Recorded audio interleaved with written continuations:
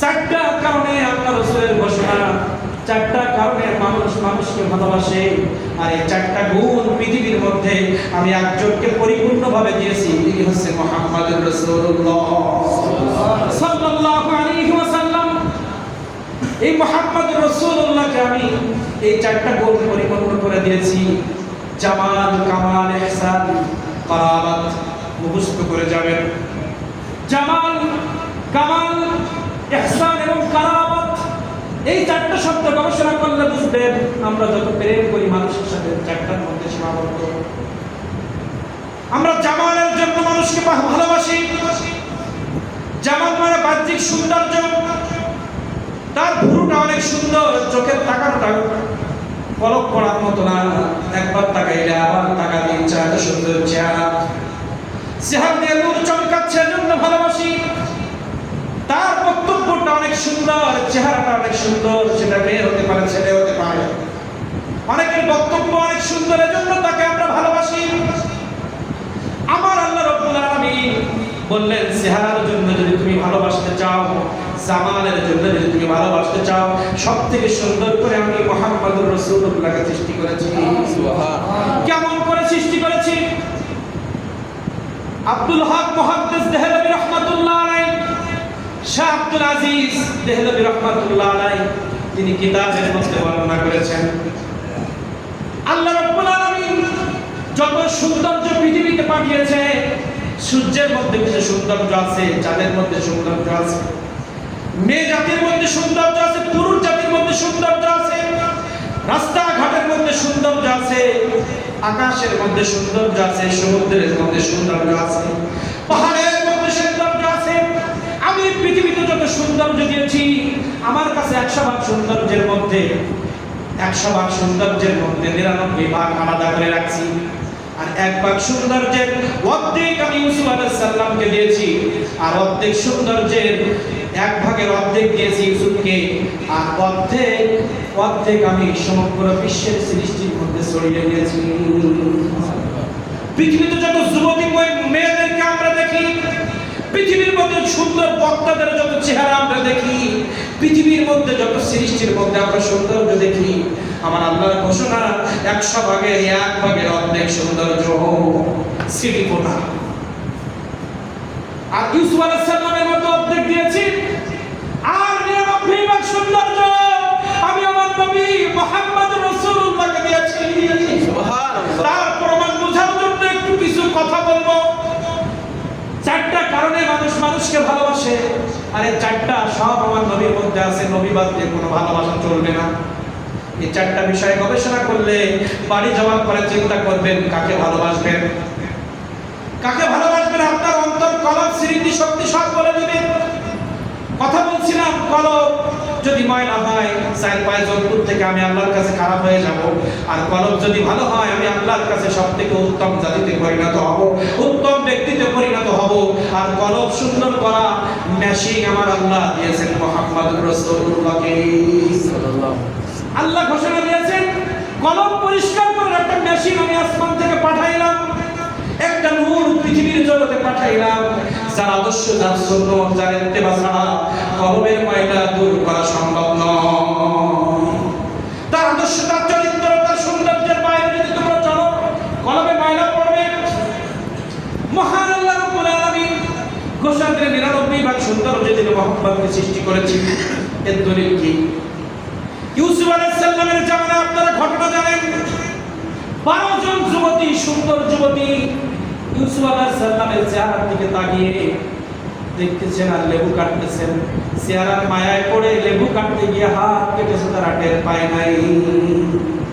এই ঘটনা যখন আয়েশা রাদিয়াল্লাহু তাআলা আনহার কাছে বর্ণনা করা হয়েছে, আয়েশা রাদিয়াল্লাহু তাআলা আনহা বলছেন, হে সাহাবায়ে কিরাম, হে পৃথিবীর মানুষ, তোমরা আজকে ইউসুফ আলাইহিস সালামের ঘটনা বলতেছো, আমি আয়েশা আজকে বর্ণনা করি, ওয়াজ করতেছি, তোমরা শোনো।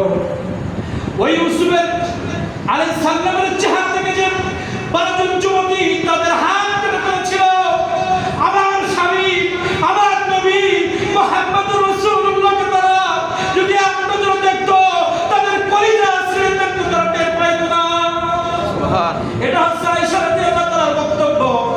সুমাইয়া রাদিয়াল্লাহু তাআলা আমার নবীজির চেহারার দিকে একবার তাকিয়েছে ভালোবাসা, একবার আমার নবীকে ভালোবাসার নজরে দেখার কারণে আবু জেহেল তার কলিজা কেড়ে নিয়েছে, তার ইজ্জত নষ্ট করেছে, তাকে হত্যা করেছে, কিন্তু নবীর চেহারা তার নজরের মধ্যে থাকার কারণে ওই তলোয়ার তীরের আঘাত সে আঘাত মনে করে নাই। সুবহান। ইউসুফ আলাইহিস সালামকে দেখে যারা হাত করেছিল তারা ইমানদার ছিল না, ইহুদি ছিল, খ্রিস্টান ছিল, বেঈমান অবস্থায় হাত করেছে। আর আমার নবীর চেহারা দেখে যারা কলিজা দিয়েছে তারা ঈমান আনছে, আবার জীবন দিয়েছে। আমির হামজা আমার নবীজির চেহারা দেখে ঈমান আনছে, কলিজাও দিয়েছে। আমার নবীর যারা দেখেছে তারা ঈমানের সাথে জীবন দিয়েছে। আর ইউসুফ আলাইহিস সালামের দেখে যারা হাত কাটছে তারা শুধুমাত্র হাত কাটছে বেঈমান অবস্থা। ঠিক। আমার নবীর চেহারা দেখে প্রেম হতে গেলে কি লাগবে? ঈমান লাগবে। এজন্য আল্লাহ তাআলা বলেছেন, আমি পৃথিবীর কোন নিয়ামত দিয়ে তোমাদেরকে অনুগ্রহ করি নাই, আমার নবীকে দিয়ে বড় অনুগ্রহ করেছি। আর এই অনুগ্রহটা এমন ভাবে আল্লাহ তাআলা নাযিল করেছে। আল্লাহ তাআলা বলছে, আমি ইহুদিদেরকে, আল্লাহ তাআলা কোরআন মাজিদের ব্যাপারে বলছে, হুদাল লিন-নাস, সমগ্র পৃথিবী তুই হতে পারিস ইহুদি, খ্রিস্টান, বৌদ্ধ, হিন্দু, তুই যে ধর্মের হোস, তুই কোরআনের ছায়াতলে আসলে হেদায়েত পাবি। সব দল মত নির্বিশেষে, ধর্ম বর্ণ সব ডিভাইডেড ভুলে গিয়ে আমি সবার জন্য কোরআন মাজিদ নাযিল করেছি। আর নবীকে শুধুমাত্র ঈমানদারের জন্য নাযিল করেছি। কারণ নবীকে চিনতে হলে আগে ঈমান আনতে হবে। ঈমানের চক্ষু দিয়ে নবীর চেহারার দিকে তাকাইলে তোর কলিজা চলে যাবে, তুই টেরও পাবি না। ঠিক। এজন্য আল্লাহ তাআলা লাকাদ মান্নাল্লাহু আলাল ইহুদি আনসার মুনাফিক বলে নাই, লাকাদ মান্নাল্লাহু আলাল মুমিনিন বলেছে। আমি মুমিনদের জন্য অনুগ্রহ করে দয়া করে আমার নবীকে পাঠিয়েছি। সুবহান। তাই ঈমান না হলে নবী চেনা যাবে না, বেঈমান হলে নবী চেনা যাবে না। বেঈমানের চোখে দেখলে মিলাদুন নবীতে চুলকানি হবে, জুলুসে চুলকানি হবে, পিরামিড টাকারে চুলকানি হবে, জিকিরের মজলিসে চুলকানি হবে। আর ঈমানদারের চোখ দিয়ে যদি দেখেন আমার নবীর প্রত্যেকটা সম্মানের মধ্যে আপনি সম্মান দেখবেন, প্রেম দেখবেন, ভালোবাসা দেখবেন। ঠিক। নারায়ে তাকবীর, নারায়ে রিসালাত, পবিত্র ঈদে মিলাদুন নবী।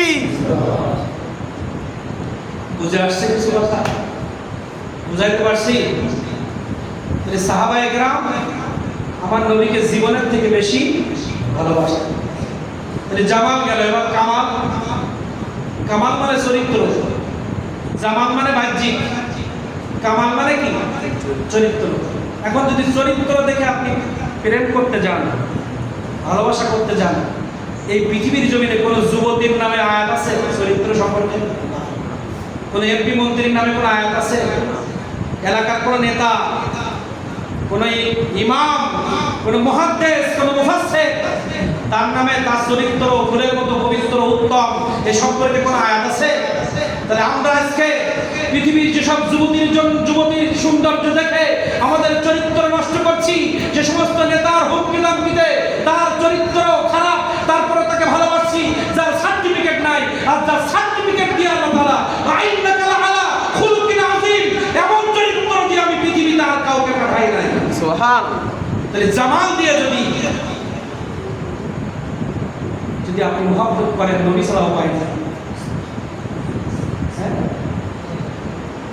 জামাল এবং কামাল, জামাল মানে সৌন্দর্য, তাহলে সৌন্দর্য দলিল পেয়েছেন।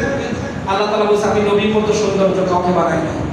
আর কামাল মানে তার চরিত্র, তার কথাবার্তা দিয়ে যদি তুমি কারো, অনেকে আছে না বক্তার কথায় বেরিয়ে পড়ে, সুন্দর ওয়াজ করে, হুজুরের ভক্ত হয়ে গেছে, কিন্তু এদিকে আমার নবীজির শানে বেয়াদবি করে, এদিক ভক্ত। ঠিক। কোন বক্তার বক্তব্য শুনে যদি আপনি প্রেম করেন, নবীর আদর্শ, নবীর মহব্বত আছে কিনা, নবীর সম্মান যখন বলে, সাহাবায়ে কেরামের শানে যখন কথা বলে, কোন বেয়াদবি করে কিনা, এটা শুনে তারপর অশুনে। জান্নাত প্রাপ্ত সাহাবীদের শানে কথা বলতে গেলে বেয়াদবি আছে কিনা দেখতে হবে। তাহলে আপনি চরিত্র বক্তব্য শুনে যদি কাউকে প্রেম করতে যান, তা আমার নবীর উপরে বক্তব্য কেউ লিখে দিতে পারছে? আমার নবীর চুলের আগা থেকে পার আগা পর্যন্ত, নখের আগা পর্যন্ত সব মর্যাদা দিয়ে বলা হয়। এখানে দাঁড়িয়ে আকাশকে, চন্দ্রকে ইশারা করেছে, দ্বিখণ্ডিত হয়েছে। কোন নেতা পারবে পৃথিবীতে? কোন আলেম পারবে? আপনি সেই আলেমের থেকে নবীকে ভুলে গেলেন, নেতার থেকে আমার নবীর আদর্শ ভুলে গেলেন।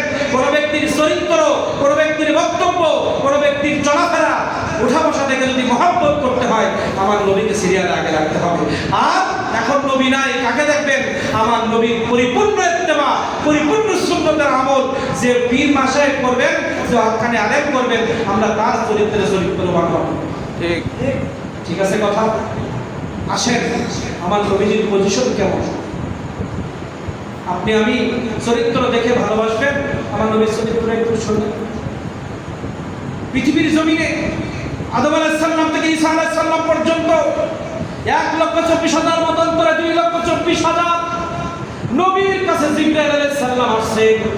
হাদিস সাক্ষ্য 1,24,000 মতান্তরে 2,24,000 নবীর কাছে যতবার জিবরাইল আলাইহিস সালাম আসছে, অঙ্ক কষে যদি দেখা হয় প্রত্যেক নবীর ভাগে 3 বার করে পড়বে। আর মুহাম্মদুর রাসূলুল্লাহর কাছে জিবরাইল 24,000 বার আছে। 1,24,000 মতান্তরে 2,24,000 নবীর অনেক মর্যাদা ছিল। মুসা আলাইহিস সালামের মর্যাদা, ঈসা আলাইহিস সালামের মর্যাদা, সবার কাউকে 9টা 7টা 2টা 3টা মর্যাদা। আর আমার আল্লাহ রাব্বুল আলামিন সূরের আগা থেকে নখের আগা এখন তো 65,000 মর্যাদার কথা মুহাদ্দিস ইকরাম বলছেন। 65,000 না, কত হাজার মর্যাদা আমার নবীর আছে, এখনো গবেষণা চলতেছে। 3,000 পর্যন্ত বাংলা বইতে লাইব্রেরিতে পাওয়া যাচ্ছে, কিন্তু 65,000 মর্যাদা এটা কম, এটা গবেষণা করে বেড়ে গেছে, কিন্তু এর থেকে আরো বেশি আছে। আমার নবীজির মর্যাদা কেমন? মুসা আলাইহিস সালামের জামানায় পানির অভাবে ফসল হয় না, মানুষ পিপাসায় মৃত্যুর দিকে ঝুঁকে পড়েছে। সবাই মুসা আলাইহিস সালামকে বলছে, আপনি তো নবী, আপনি আল্লাহর কাছ থেকে অনেক কিছু নিয়ে আসতে পারেন, আপনার আল্লাহকে বলেন একটু পানি দিতে, আমরা তো পানির অভাবে ফসল ফলাইতে পারছি না, আমরা পানির অভাবে পিপাসিত। আল্লাহ রাব্বুল আলামিন বলেন, মুসা, তোমার যে লাঠিটা শ্বশুর বাড়ি থেকে তুমি হাদিয়া পেয়েছো, ওই লাঠিটা একটু পাথরের গায়ে আঘাত করো। মুসা আলাইহিস সালাম বলছে, ও তো সাপ পানির জন্য দিছেন, জমিনে ছাড়লে সাপ হয় এই জন্য দিছেন, আরো অনেক কিছু হয়, একটু পাথরে বাড়ি মারো। মুসা আলাইহিস সালাম কথা বলতে আল্লাহর সাথে বিভিন্ন কায়দা, আল্লাহর সাথে বেশি কিভাবে কথা বলা যায়, এই জন্য এই কথা বেয়াদবি না, ছলে বলে কৌশল আমার সাথে কিভাবে কথা বলা যায়, কিভাবে দেখা করা যায়, কাজ হয়। আর আমার নবীজির কথা বলা লাগে না, এবার নামাজের কায়দায় বসে থাকলে ওহি আসে। অন্য নবীকে কিতাব নেওয়ার জন্য হেঁটে পর্বতে যেতে হয়, আর আমার নবী যেখানে বসে কিতাব সেখানে আসে। সুবহানাল্লাহ। কিতাব নেওয়ার জন্য, শরীয়ত নেওয়ার জন্য পায়ে হেঁটে দিনের পর দিন পরিশ্রম করে পাহাড়ে গিয়ে কষ্টের মাধ্যমে শরীয়ত নিয়ে আসতে হয়েছে, কিতাব নিয়ে আসতে হয়েছে। আর আমার নবীজি মক্কায় কিতাব, মক্কায় আমার নবীজি মদিনায় কিতাব, মদিনায় যেখানে আমার নবী কিতাব পায়ে হেঁটে সেখানে চলে গিয়েছে। সুবহানাল্লাহ। নারায়ে তাকবীর, নারায়ে তাকবীর, নারায়ে রিসালাত। পবিত্র ঈদে মিলাদুন নবী। মুসা আলাইহিস সালাম পাথরের গায়ে আঘাত করার সাথে সাথে 12টা পানির রাস্তা বের হয়ে গেল। কি দিয়ে আঘাত করেছেন? লাঠি দিয়ে আঘাত করেছেন। হুদায়বিয়ার সঙ্গে আপনাদের কোরআন আছে, ইমাম সাহেব আছে। হুদায়বিয়ার যুদ্ধের সময়, যুদ্ধের ময়দানে সাহাবায়ে কেরাম এসে বলছে, আল্লাহর রাসূল, যত পানি এনেছিলাম সব শেষ হয়ে গেছে, পানির তৃষ্ণায় কলিজা থরথর করে কাঁপছে, জানটা বেরিয়ে যাবে। আমার নবীজি বলছেন, পাত্রগুলো আমার সামনে নিয়ে আসো। প্রত্যেক পানির পাত্রগুলো আমার নবীজির সামনে আনা হলো। আমার নবী মুহাম্মদ রাসূলুল্লাহ সাল্লাল্লাহু আলাইহি ওয়াসাল্লাম প্রত্যেক পাত্রগুলো এভাবে উপর করে দেখে, এক ফোঁটা পানি নাই। সাহাবীদেরকে বললেন, ধরো আমার সামনে। লাঠি দিয়ে মুসা আলাইহিস সালাম পাথর থেকে পানি বের করলেন। আমার নবীজি 5টা আঙুল এইভাবে ধরলেন, 5টা আঙুল দিয়ে অঝরে ঝর্ণার মতো পানি ঝরতে আছে। প্রত্যেকটা পাত্র পানি দিয়ে ভরপুর হয়ে গেছে। সুবহানাল্লাহ। কোনো কিছু ব্যবহার করা লাগে না, পুরো বডি মুজিজা, পুরো বডি মুজিজা। ইব্রাহিম আলাইহিস সালাম যখন আগুনের মধ্যে ফেলা হয়েছিল, আল্লাহ রাব্বুল আলামিন বললেন, আমার ইব্রাহিমের গায়ে যেন কোনো আগুন না লাগে। আর আমার নবীজির মুজিজা, আগুন গায়ে লাগে না, এটা আমার ইব্রাহিম আলাইহিস সালামের মুজিজা। আর আমার নবীজি আনাস রাদিয়াল্লাহু তাআলা, যিনি 10 বছর আমার নবীজির খেদমত করেছেন, এই আনাস রাদিয়াল্লাহু তাআলা ওর বাড়িতে মেহমান আসছে, মেহমান আসার পরে দস্তরখানা বিছায় দিয়েছে। হঠাৎ আনাস রাদিয়াল্লাহু তাআলা দেখলেন দস্তরখানার মধ্যে ময়লা, হঠাৎ করে হাত দিয়ে ধরে চুলার মধ্যে ফেলে দিলেন। কিছুক্ষণ পর চুলা থেকে ওটা ছাড়া দিয়ে দস্তরখানা বিছায় দিলেন। মেহমান বলছে এত ময়লা, এখন দেখি নতুন কাপড় হয়ে গেছে, চুলায় দিলে পড়লো না কেন? আনাস রাদিয়াল্লাহু বলছেন, আমার নবী মুহাম্মদুর রাসূলুল্লাহ আমার বাড়িতে একদিন মেহমান হয়ে আসছিলেন। খানা খাওয়ার পরে এই কাপড়ের মধ্যে হাত মুছেছিলেন। আমি এই কাপড়টা যত্ন করে দস্তরখানা হিসেবে ব্যবহার করি। আমার নবী করিম সাল্লাল্লাহু আলাইহি ওয়াসাল্লামের একটু হাতের ছোঁয়া লাগার কারণে একটু কাপড় কাপড়ে পড়ে না। মুজিজা কথা শুনলেন। মা আয়েশা রাদিয়াল্লাহু তাআলা রুটি বানাচ্ছেন মেহমানদের জন্য। রাসূল করিম সাল্লাল্লাহু আলাইহি ওয়াসাল্লাম এসে দেখে মা আয়েশা রুটি বানাচ্ছে, বলে আয়েশা শোনো আমি একটু বলি, তোমার অনেক কষ্ট হয়েছে, যুদ্ধের ময়দান থেকে দাওয়াতের কাজ করে বাড়িতে আসছে, স্ত্রী কাজ করতেছে দেখে তিনি সহযোগিতা করলেন। এটা আমার নবীর আদর্শ। আর আমার স্ত্রীরা বাড়িতে সারাদিন কত কষ্ট করে, আমরা বাড়ির বাইরে থেকে এসে খাওয়ার যদি রেডি না পাই কত ভাষায় তাদের গালিগালাজ করি।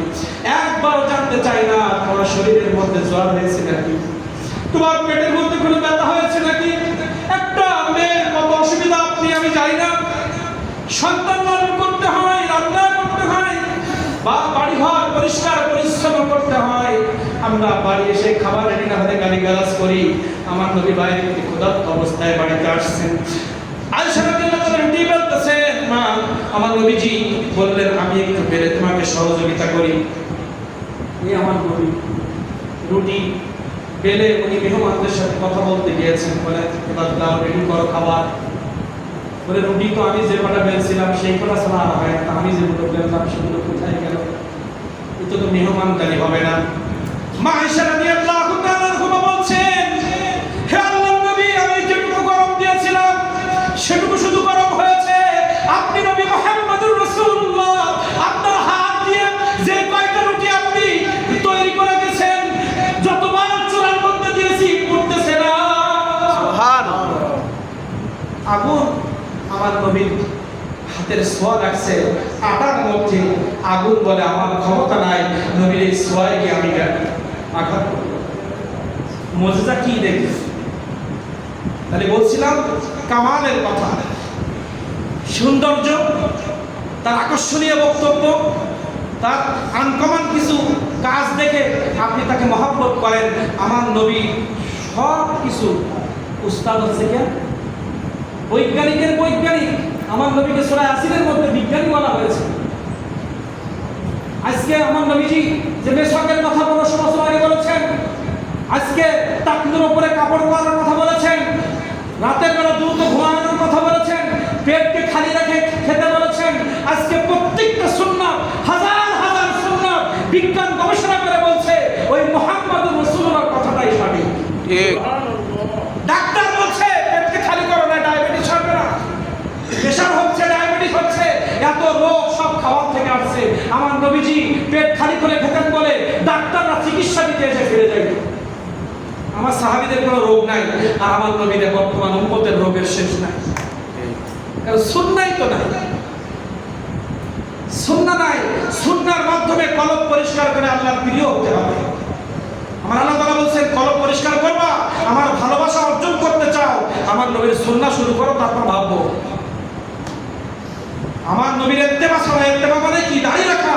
ইত্তেবা মানে সত্য বলা, ইত্তেবা মানে পাঁচ ওয়াক্ত নামাজ জামাতে পড়া, ইত্তেবা মানে পিতামাতার খেদমত করা, ইত্তেবা মানে স্ত্রীকে পর্দায় রাখা, ইত্তেবা মানে সন্তানকে কোরআন শিক্ষা দেওয়া, ইত্তেবা মানে ওলি আল্লাহর সোহবতে থাকা, ইত্তেবা মানে হক্কানি আলেমদের মহব্বত করা, তাদের সোহবতে থাকা। ঠিক। কোনটা আছে আমাদের? কলব তো প্রসেস শেষ হয়ে গেছে। কলব পরিষ্কার করার মেশিন আমার নবী মুহাম্মদ রাসূলুল্লাহ সাল্লাল্লাহু আলাইহি ওয়াসাল্লাম। নবীর সুন্নাহ নেই বলে অশান্তি কোথায় দেখেন? আজকে মসজিদে নবীর সুন্নাহর বাস্তবায়ন নাই।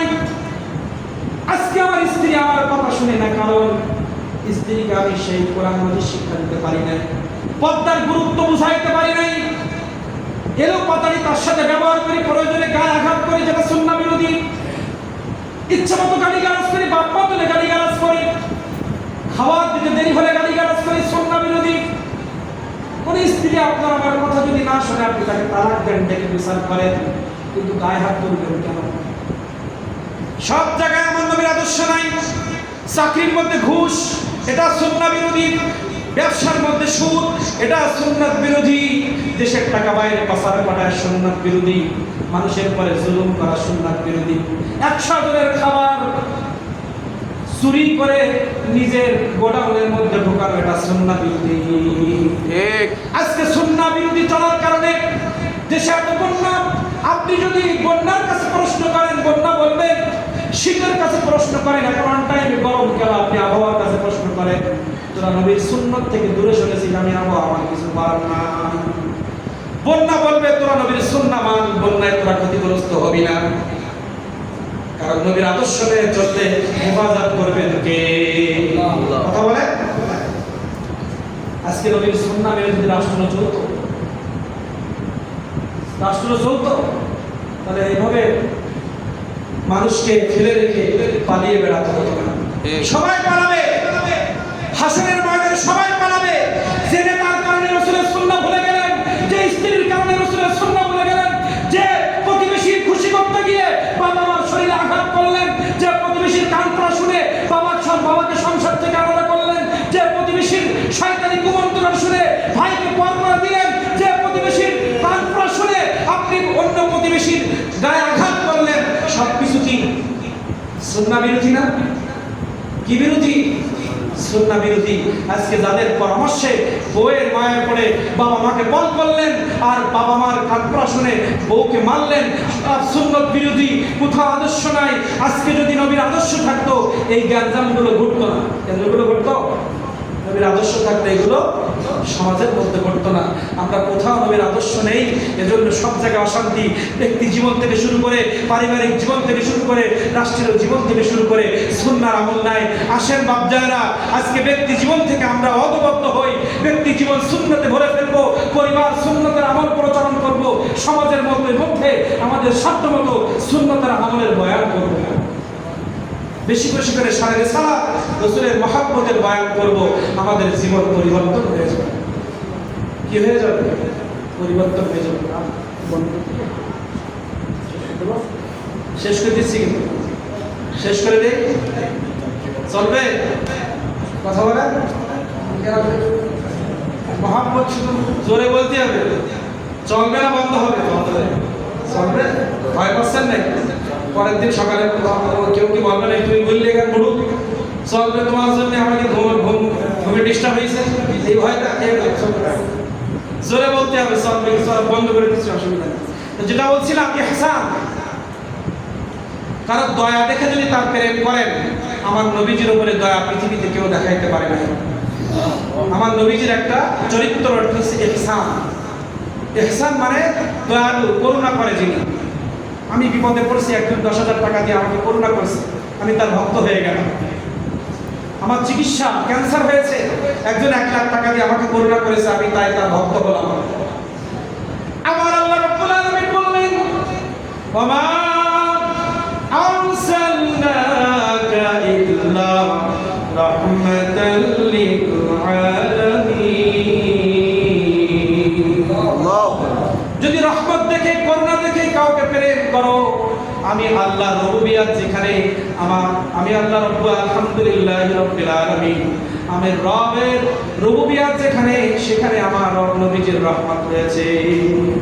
প্রত্যেক সৃষ্টির মধ্যে আমার নবীর করুণা রয়েছে, দয়া রয়েছে, আমার নবীর প্রেম রয়েছে। তোমরা করুণা দেখে তার ভক্ত হও। আমার নবীর করুণা না থাকলে সন্তানের মধ্যে বরকত আসবে না। আমার নবীর সুন্নাহ এটাই রহমত। আমার নবীর সুন্নাহ তোমার সন্তানের মধ্যে ঢুকাও, তোমার সন্তান তোমার গোলামি করবে, তোমার সন্তান তোমার ইজ্জতকে আকার চুক্তি করে দেবে। 10 লাখ টাকা খরচ করে ডাক্তার বানাইলা, সন্তান কসাই হয়ে গেল, আমার নবীর সুন্নাত ঢোকাইতে পারো নাই, 10 লাখ টাকা বেফারে চলে গেল। আর নবীর সুন্নাত ঢোকায় যদি ডাক্তার বানাইতা, ডাক্তার হয়ে কসাই হতো না। আর আমার নবীর সুন্নাত মেনে যদি সে কসাই না হয়, তাহলে ডাক্তারে বরকত দিল কে? রাহমাতুল লিল আলামিন কেন বললেন?